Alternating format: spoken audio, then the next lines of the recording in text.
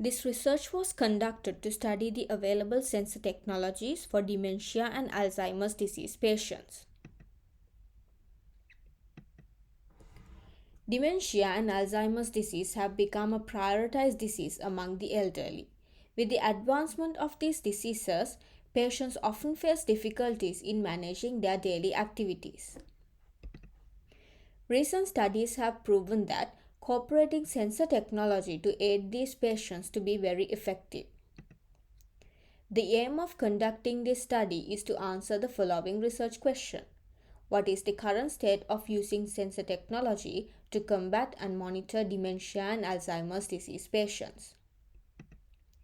Papers from various databases dated since 2016 and some articles of interest were reviewed and resulted in generating 661 potential papers.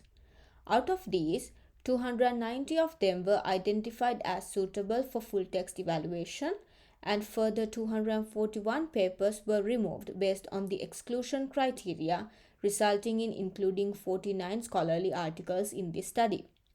The methodologies outlined by PRISMA for data extraction in systematic review studies were considered closely in creating a reliable data source. Moving on to the discussion of the study, three common groups were identified in the selected research studies as per their study criteria. 8 papers discussed on providing solutions to diagnose people with dementia, 25 of them proposed solutions to monitor them, and 16 studies conducted groups or systematic studies to summarize the recent papers. We were able to collect studies from various locations, and 22 papers were from Europe, 17 of them from America, 6 from Asia, and 4 from oceanic countries. A significant portion of the selected studies were conducted between 2018 and 2020, and the papers were spread across many study designs. Most of them were around experimental and conceptual studies. The identified papers were classified as per their related study domains. These studies were ranging from monitoring daily and physical activities to aggressive and mental behavior. Sensor technology, both invasive and non-invasive, were found in these studies. Papers which used machine learning technologies were also identified.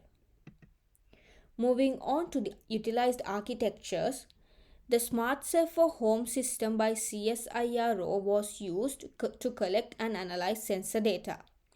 Cybersociophysical system, which consists of body-worn sensors and in-home environmental sensors and data analysis techniques were also used. Provider Home Automation System was used to record and analyze collected data. Opal wearable device, which is worn on the lower back, was used to monitor mobility. FallSkip, which is an Android software, was used to assess mobility. Wellfaster was used by incorporating with motion-based technologies.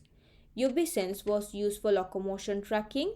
Emerald device, which is a Wi-Fi-like box without on-body sensors, were used to infer patients' movement, spatial location and activity. And finally, the nighttime wandering detection system, which is an assembly of components from Samsung SmartThings, were used.